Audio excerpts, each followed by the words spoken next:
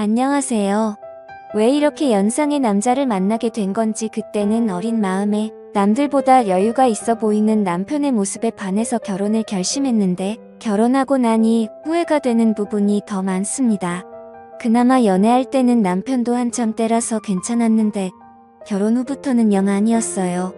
더군다나 결혼하면서 남편의 권유로 저는 회사까지 그만두게 되면서 솔직히 집안일을 하고 나면 딱히 할 게 없어서 체력적으로 힘이 남아 돌았는데 영업맨인 남편은 퇴근하고 나면 많이 힘들어했어요. 그리고 퇴근 후에는 술 약속이 뭐가 그리 많은지 허구한 날 술에 떡이 돼서 일어나지 않는 남편을 보고 있으면 날이 가면 갈수록 불만은 더해졌습니다. 그나마 자녀 계획 때문에 결혼 2년차까지는 남편과 저는 애를 많이 썼습니다. 하지만 아무 소식도 없어서 찾아간 병원에서 남편이 씨 없는 수박이라는 걸 알게 되어버렸고 그날 이후로는 그나마 주기적으로 하던 노력도 없어지고 말았죠. 남편은 아무런 생각이 없는 건지 제가 먼저 어떻게 해보려고 하면 가족끼리는 그런 거 하는 거 아니라면서 은근슬쩍 방으로 들어가고는 하더라고요. 아이도 못 가지는 상황까지 되고 나서 생각이 많아졌습니다. 정말 이럴 거면 회사는 왜 그만뒀는지 그리고 이렇게 나이 많고 체력도 좋지 않은 남자랑은 왜 결혼을 한 건지 후회가 되었어요.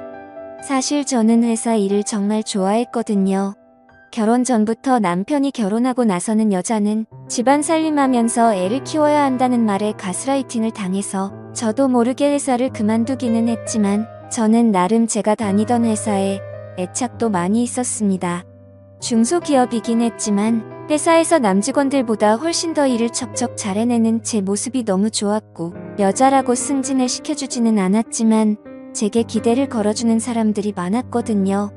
심지어 부장님이나 부사장님까지도 저를 좋게 봐주셔서 저한테 이런저런 남자들을 소개를 시켜주거나 그런 일도 종종 있고는 했어요. 당시에는 남편과 연애를 하고 있었음에도 저는 그런 소개 자리를 거절하지는 않았습니다. 더욱더 안타까운 건 남편보다 조건이 좋은 남자들도 많았지만 그 당시에는 남편보다 저를 만족시켜주는 사람은 없었거든요. 그랬던 남자가 지금에 와서는 왜 저 모양 저 꼴이 된 건지 정말 밤마다 짜증이 납니다. 이혼 사유가 될 수 있다는 말이 거짓말이거나 지어낸 건지 알았는데 그게 아닌 것 같아요. 진짜 미리 알 수만 있었더라면 현재의 남편을 고르지 않고 다른 사람을 고르고 싶다는 생각뿐입니다. 그래도 남편은 저한테 상냥했어요. 8살 연하의 와이프라 그런지 저를 공주 대하듯 대해줬고 자기 때문에 직장까지 그만둔 저에게 물심양면으로 지원을 해줬습니다. 딱 부부끼리에 그거 하나 빼고 다 잘해줬어요. 솔직히 이렇게 친절하거나 그러지라도 않았다면 아마 진작에 이혼을 했을 수도 있었겠네요. 말씀드렸다시피 저는 일 처리도 정확하고 배우는 것도 빠른 사람이었어요. 어차피 저는 전업주부로 평생을 살아야 할 팔자가 되어버렸는데 집에서만 있는 건 제게 정말 고역이었습니다. 계획적이고 손도 빠른 편이라서 집안일이 아무리 많아도 점심때가 되기도 전에 웬만한 건 다 끝내서 딱히 집에서 할 게 없었고 무료했어요. 그 시간을 활용해서 저를 위해 쓰면 더 좋은 삶을 살 수 있겠다고 스스로를 위안하면서 밀렸던 독서도 해보고 싶은 공부도 해봤지만 밀려오는 부족함은 채워지지가 않았어요. 우울증까지는 아니었지만 집에 돌아온 남편에게 투정도 많이 했지만 남편은 항상 피곤하다 내일도 운전하면서 하루 종일 돌아다녀야 하기 때문에 체력을 비축해야 한다는 말도 안 되는 변명을 하면서 빠져나가기 바빴습니다. 그래서 저는 그때 당시에 집에 있으면서 살이 엄청 많이 찌게 되었습니다. 결혼 전에는 남편도 첫눈에 반하게 만들고 여기저기 직장 동료들한테 소개팅도 받아서 다니고 하면서 나름 남자 여럿 놀리던 미모가 있었는데 집에만 있고 외출을 하지 않으니 화장도 안 하게 되고 살이 많이 찌게 되면서 결혼하기 전에 입던 옷들은 사이즈가 맞지 않아 입지도 못하게 되고 점점 제가 매력이 없어지는 것 같았습니다. 그리고 제가 살이 많이 찌게 된 이후로는 자격지심 때문인지 모르겠는데 남편도 저를 더 피한다고 생각을 했어요. 자존감이 낮아질 대로 낮아져 있던 그때 재활용을 하는 날 분리수거를 하다가 아파트 단지에서 이웃을 한 명 만나게 됩니다. 처음 보는 여자였는데 나이는 저보다 어려 보였어요. 아주 옷이며 신발도 잔뜩 비싼 브랜드로 도배해서 나와가지고는 재활용 분리수거를 하고 있는 거 아니겠어요? 사실 처음에는 속으로 욕을 했어요. 어지간히 돈 자랑을 하고 싶나 보다 싶었거든요. 이 시간에 분리수거를 하러 나온 걸 보니 저처럼 전업주부인 것 같은데 집에만 있으면서 저렇게 차려입고 다닐 필요가 있나 싶었거든요. 저랑 거의 똑같은 타이밍에 나왔는데도 불구하고 경비 아저씨가 저는 본체 만체도 안 하고 그 여자만 도와주는 것도 굉장히 기분이 나빴습니다. 아마 낮아진 제 자존감 때문이겠지요. 그런데 그때쯤부터 느낀 건데 분리수거를 하는 날마다 저랑 같은 시간에 나오는 것 아니겠어요? 그런데 나올 때마다 입고 있는 옷이며 신발이면 매번 다른 걸 입고 나오는 겁니다. 아무튼 그때부터 저는 그 여자와 안면을 트게 되었고 그냥 인사 정도만 나누는 사이가 되었어요. 하루는 집 근처에 있는 마트에서 장을 보고 나오는 길이었습니다. 장바구니가 3개가 꽉 찰 정도로 장을 많이 본 날이었어요. 하나는 어깨에 들쳐업고 양손 하나씩 무거운 장바구니를 들고 집으로 돌아가려는데 누가 차 경적을 울리더라고요. 그래서 길을 비켜줬는데도 계속 빵빵거리길래 뒤돌아보니 그 여자가 딱 보기에도 비싸 보이는 외제차를 끌고 창문을 내린 뒤에 저를 부르는 겁니다. 집에 가는 길이냐고 물어보면서 자기도 집에 가고 있으니 태워주겠다고요. 솔직히 조금 자존심이 상했습니다. 차 안에 탔는데 그 여자와 제가 비교가 많이 되었거든요. 삐까 번쩍한 외제차에 그 외제차만큼 고급져 보이는 명품들 풀 메이크업을 하고 머리까지 윤기가 철철 흐르더군요. 그에 비해 저는 그냥 누가 봐도 동네 아줌마 같아 보이는 평범한 복장에 슬리퍼를 신고 있었고 머리는 그냥 관리하기 편하게 적당히 촌스러운 파마를 하고 있었으니 말이죠. 괜히 차를 얻어 탔나 싶었습니다. 그리고 저는 제가 솔직히 그 여자가 그렇게 자기의 재력과 아름다움을 뽐내면서 자존감을 채우는데 이용된 희생양이라고 생각했어요. 정말 짧은 시간이었는데 오만 가지 생각이 다 들더라고요. 나도 저렇게 예쁘고 꾸미고 있었더라면 남편이 나를 피하게 되지 않지 않았을까 하는 생각도 들고 눈물이 막 나기 시작해서 그 자리에서 울어버리고 말았습니다. 제가 막 우니까 그 여자도 당황을 하더군요. 왜 우냐고 하면서 저를 달래줬어요. 허세와 허용이 가득하고 자기의 만족을 위해 남을 절망시키는 아주 나쁜 여자라고 생각했는데 제가 엄청 오해를 했습니다. 그 여자는 저를 진심으로 위로를 해줬어요. 그러면서 하는 말이 분리수거할 때 몇 번 마주치면서 언니하고 친해지고 싶었다고 하더라고요. 아파트 단지에 자기랑 잘 맞을 것 같은 여자가 한 명도 없는데 딱 언니만큼은 처음 느낌부터 뭐가 바파박하고 왔다고 하면서 말입니다. 그래서 제가 당신같이 젊고 예쁘고 능력 있어 보이는 아가씨가 나랑 친해져서는 어디에 쓰겠냐고 거짓말하지 말라고 했습니다. 그랬더니 그녀가 하는 말이 언니가 꾸미지를 않아서 그렇지 자기가 봤을 때는 언니가 자기보다 훨씬 예쁠 거라고 하면서 저를 추켜 세워주더군요. 그 여자가 하는 말이 100% 진심이라고 생각하지는 않았지만 또 위로를 받고 나니 기분이 썩 나쁘지가 않았네요. 그때부터 이 여자하고는 친하게 지냈습니다.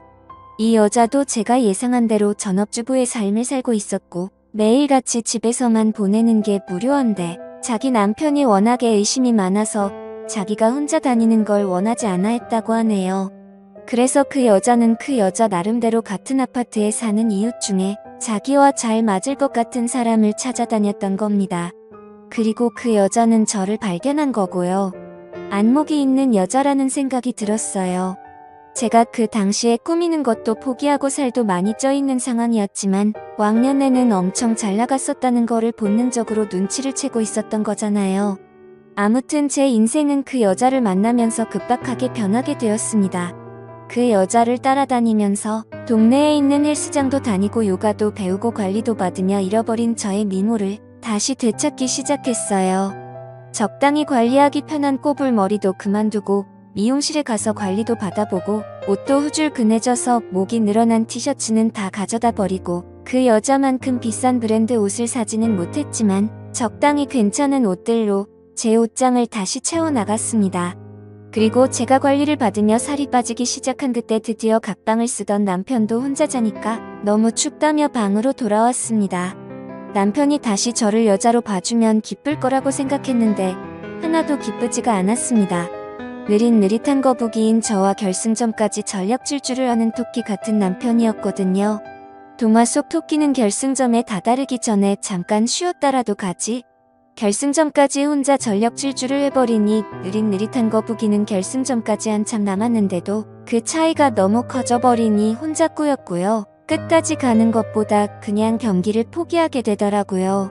그날 이후로 제 옆으로 돌아오려는 남편이 정말 꼴보기가 싫었어요.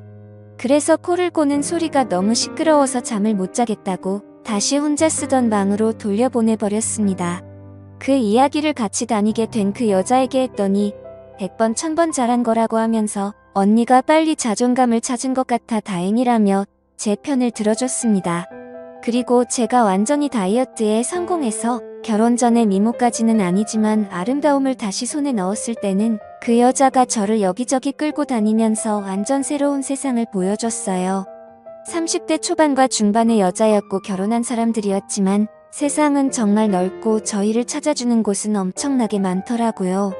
골프도 치러 다니고 어디 공기 좋은 곳에서 외식을 하러 다니고 했습니다. 돈 한 푼 내지 않아도 알아서 다 계산해주니까 좋았어요.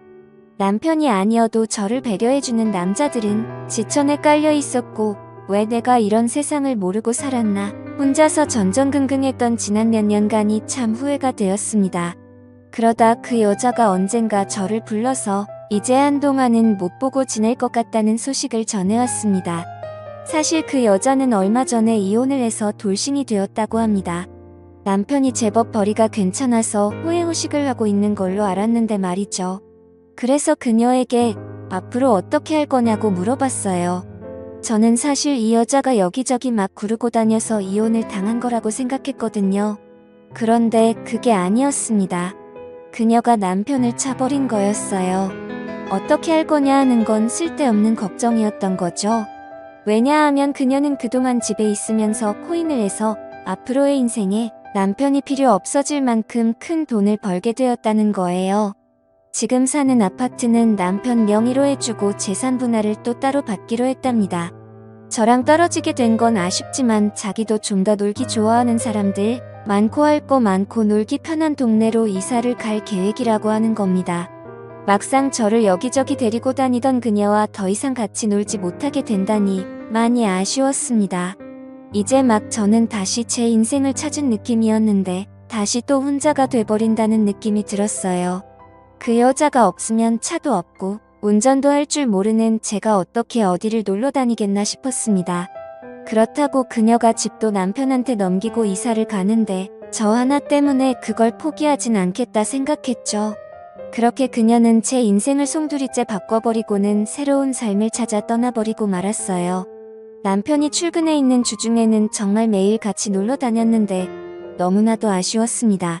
그리고 그렇게 같이 놀러 다닐 사람이 없으니 저도 기껏 관리 받으러 다니던 운동도 손을 놓게 되고 그렇게 다시 살이 찌기 시작한 거예요. 그러다 이렇게 되면 안 되겠다는 생각이 들었습니다. 그리고 그 여자처럼 자주적으로 살고 싶어졌어요. 투자 같은 건 전혀 모르지만 제가 같이 놀면서 느낀 바 그 여자가 그렇게 썩 머리가 좋아 보이지는 않았는데 코인으로 돈을 벌었다니 저는 일한 경험도 있고 능력이 있던 사람이니 제가 코인을 시작하면 그녀보다 더 큰 돈을 벌 수 있지 않을까 하는 자신감이 생겼어요.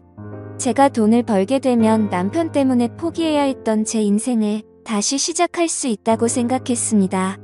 그 돈으로 차를 사고 운전을 배우고 하면 저 혼자서 못 놀러 다닐 것도 없다고 생각했고 차가 생기면 이사를 가버린 그 여자를 만나서 예전처럼 둘이 같이 다녀도 되는 게 아니겠나 하는 생각이 들었어요.